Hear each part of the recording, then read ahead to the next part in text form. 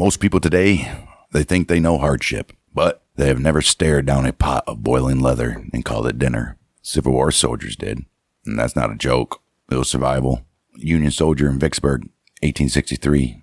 The siege dragged on for weeks. Rations that were once bad are now gone. The last scraps of bacon disappeared days ago. Mule meat, considered luxury. The mules are gone. Men started looking at anything that can soften in water. Well, that's where boots came in.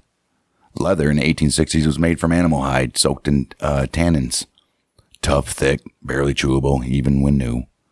But when soldiers were starving, they stripped the nails out of their boots, chopped the leather into strips, and tossed into the kettle like beef stew. Some men boiled it for hours until the water turned dark, and the leather got soft enough to gnaw. Confederates had the same problem. During the Petersburg Siege in 1864, one soldier wrote that he boiled a piece of belt leather for so long it turned to glue in the pot. He said it tasted like nothing, but it kept his stomach from turning inside out. Men joked that they were one step away from boiling their cartridge boxes next. And here is the part that hits the hardest.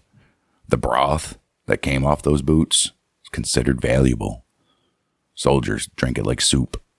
It had the faintest trace of fat, a little salt from the sweat, and enough warmth to trick the body into thinking they had eaten something real. Some men tried scraping their leather first, shaving off the outer layer to make it less bitter. Others added whatever wild greens they could find, dandelions, dock leaves, even tree bark. Anything to make it feel like a meal. During the winter of 1862, a group of Confederates in Tennessee recorded that they boiled their boots, then chewed the leather until their jaws hurt, and then reboiled the same strips the next day just to pull more flavor out. By day 3, the leather was almost gone, but none of them had died from starvation, and that was the only goal. It was one of those quiet details of the war that does not make it into monuments or battlefield signs. No grand charges, no heroic speeches, just a soldier, a fire, an empty stomach, and a pot of boiling water with leather.